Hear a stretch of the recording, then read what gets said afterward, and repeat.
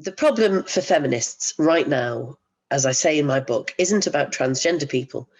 It's about their so-called allies, who are the men on the left in the main, and I am on the left, but men on the left who demand that we capitulate to the demands of the extreme transgender movement.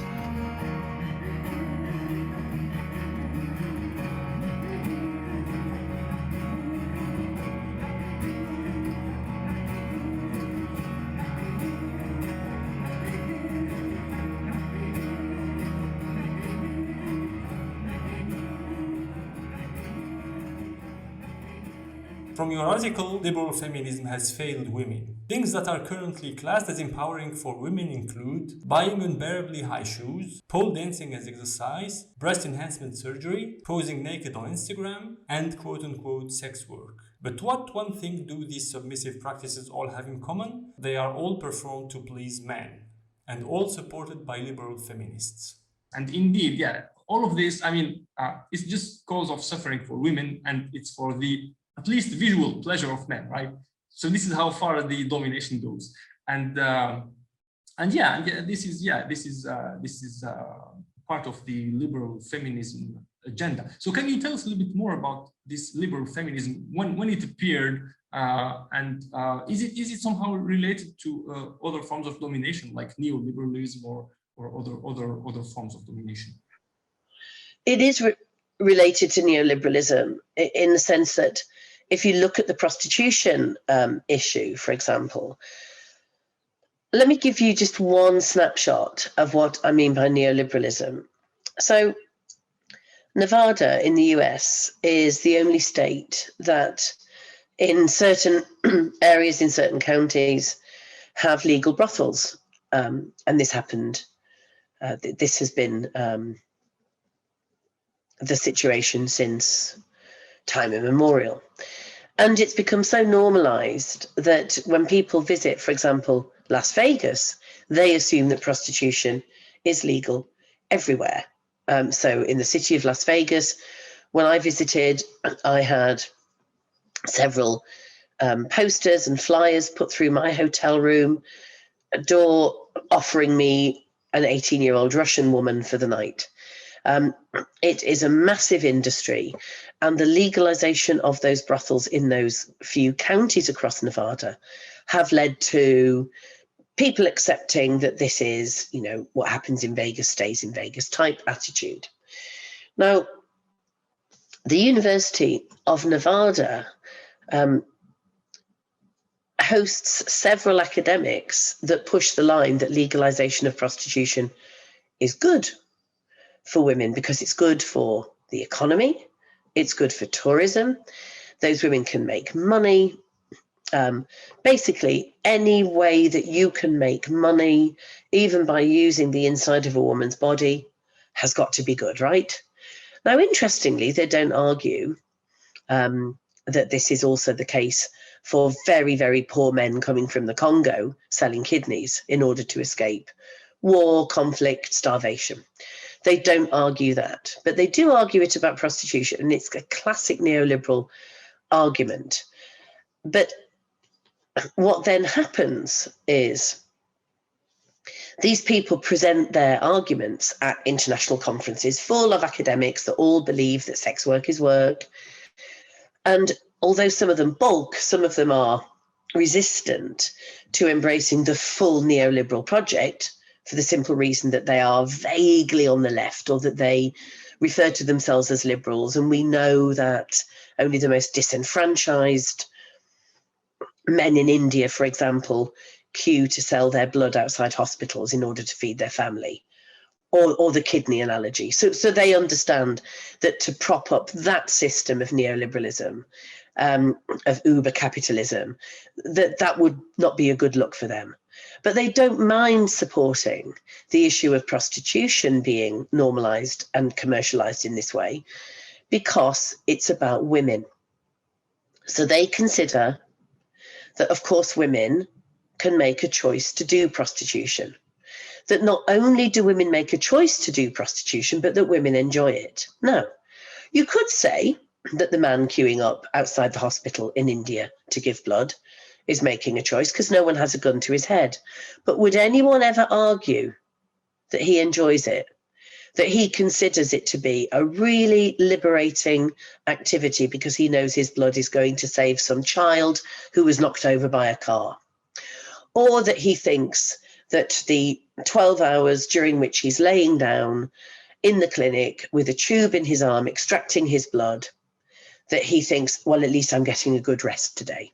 No, we never hear those arguments. But women are used as a smokescreen by these neoliberals, by these apologists for the abuse of women, because we are constantly told that women are choosing it.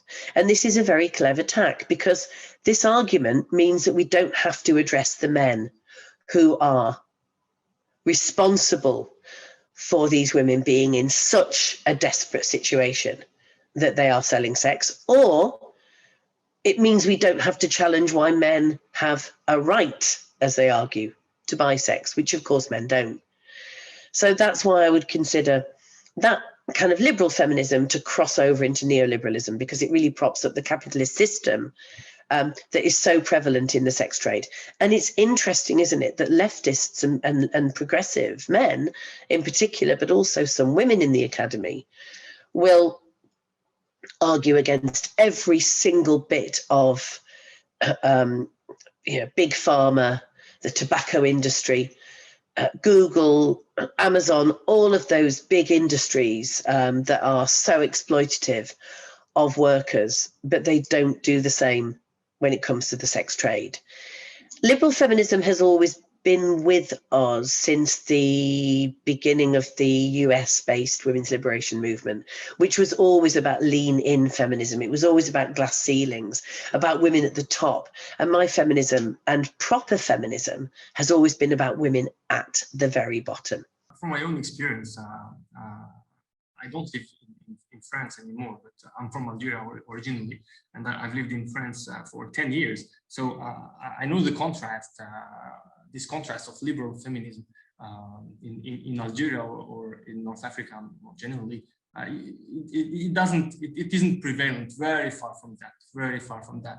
But when I arrived in France, I was absolutely shocked because it was an extreme form of commodification of women. And unfortunately, a lot of women, I wouldn't say all or most, I don't know, certainly not all, but many women, they just accept this and they play by the rules of this patriarchy system.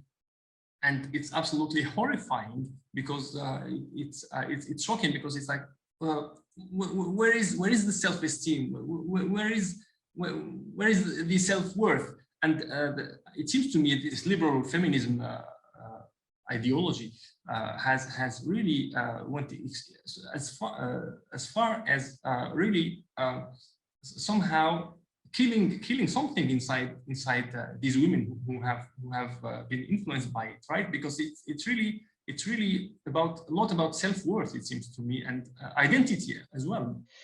It is, and obviously, if we look at the relative lack of confidence in women and girls compared to men, it's staggering. There's a great phrase, and I can't remember it verbatim, that a feminist uses, which is about, I strive every day to be viewed as being as good as a mediocre man. And, it's a real classic, because not only are women and girls judged extremely harshly compared to their male counterparts, but women judge ourselves so very harshly indeed. The message is, of course, that we need male approval, that we need male protection. For feminists, that's a tricky one, because, of course, what we're saying is we reject male dominance, we reject male protection. We refuse to be chaperoned by men who are less violent than other men that may attack us, when in fact the home is the most dangerous place for women and girls because of domestic violence and sexual assault. The streets are also relatively unsafe. But what feminists are saying is we refuse to be cowed by this violence. We refuse to be chaperoned by men. What we're going to do is stop men being violent and resist male violence and end male violence. And so we have a utopian vision. For lesbians, it's even harder. And I'm a lesbian. I came out when I was 15 years old. It wasn't my choice at the time. But once I met feminists when I was 17, I fully embraced my sexual identity, my positive choice to reject heterosexuality, and to view female sexuality as extremely oppressed and very, very tightly policed. So what lesbians are doing is saying to men, we reject you sexually and we reject your patriarchal rule. And that's quite insulting to men. In the same way that apartheid, in the end of legal apartheid in South Africa, was deeply insulting to white people, except for those white people that fought alongside Black South Africans to end apartheid. So, of course, just like there were white South Africans that stood with their Black brothers and sisters, there are some men in countries around the world that I feel very lucky to know that stand with their sisters and against patriarchy and are willing to lose that privilege and power that comes so naturally to boys because they're born with a penis in the society in which we live. And so I appreciate that very much. But I do think that women have to unlearn all kinds of things that we learn through childhood. We have to unlearn the feeling like a second-class citizen. We have to unlearn feeling as though we are to blame for the violence and the abuse that is so prevalent and that we are targeted with. Yeah, it starts very, very early on, from day one, actually, because from day one you're classified as a man or as a woman, right? And this pretty much will determine your future. But there's also this notion of gender, right? And you say in your book, gender which feminists have always sought to abolish because it is the imposition of sex stereotypes on girls and women, is now dressed up and handed back to us as an immutable individual identity. So what happened before is that before this new trend of people having the freedom to choose to be a woman, right? Before that, you were either a man or a woman, and if you were a woman, of course, you had way less rights than men.